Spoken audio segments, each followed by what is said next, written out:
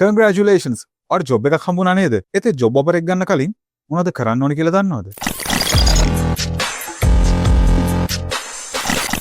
මුලින්ම ඔයාලට ලැබුණු ජොබ් ඔෆර් එක හොඳට රිවිව් කරන්න. ඔයාලට හම්බෙන සැලරි එක, බෙනිෆිට්ස් මොනවද? ඒ වගේම ඔයා ජොයින් වෙන ඩේට් එක කවද්ද? මෙන්න මේ දේවල් ඔයා බලාපොරොත්තු වුණු විදිහටම ඔෆර් ලෙටර් එකේ තියෙනවද කියලා හොඳට බලන්න.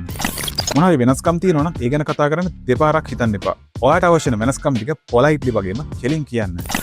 ඒ ඔක්කොම ඕකේ නම් දැන් ඔයා ජොබ් ඔෆර් එක ඇක්සෙප්ට් කරන්න. මෙන්න මේ දේ ඔයා ඉන් රයිටින් කරන්න ඕනේ. ෆෝමල් ඊමේල් එකකින් හරි ලෙටර් එකකින් හරි ඔයා මේ ජොබ් ඔෆර් එක ඇක්සෙප්ට් කරනවා කියලා ඒගොල්ලන්ට දැනුම් දෙන්න. ඒ මේල් එකට ඔයාගේ ජොබ් රෝල් එක, ඔයාගේ සැලරි එක, ඔයාගේ බෙනිෆිට්ස් වගේම ඔයා ජොයින් වෙන ඩේට් එක කවද්ද කියලාත් මෙන්ෂන් කරන්න. ඒ වගේම මේ මේල් එක අන්තිමට තෑන්ක්ස් කරන්න අමතක කරන්නත් එපා. ඔයා දැනටමත් ජොබ් එකක් කරන කෙනෙක් නම් ජොයින් ඩේට් එක මෙන්ෂන් කරද්දි දැන් වැඩ කරන තැන නෝටිස් පීරියඩ් එක ගැන සලකලා බලන්න. මොකද සමහර කම්පැනිස් වල නෝටිස් පීරියඩ් එක මාස 2ක් මාස 3ක් විතර තියෙන නිසා හදිස්සියට ඉමීඩියට්ලි ජොයින් වෙන්න කියලා රික්වෙස්ට් කළොත් ඔයා දැන් වැඩ කරන තැනත් එක්ක කතා කරලා නෙගෝෂিয়েට් කරගන්න බලන්න. එහෙම කතා කරලත් ඒකට හැකියාවක් නැත්නම් අලුත් කම්පැනි එකට ඒ බව දැනුම් දෙන්න. කිසි වෙලාවක කිසි පාර්ශවයකට ප්‍රශ්නයක් නොවෙන්න නෙගෝෂিয়েට් කරගන්න වග බලා ගන්න. මොකද ඒක ඔයාගේ ජොබ් රෙපියුටේෂන් එකට වගේම ඔයා ගැන තියෙන ඉම්ප්‍රෙෂන් එකට ගොඩක් බලපාන දෙයක් නිසා. එහෙනම් මගේ අලුත් ජොබ් එකට good luck.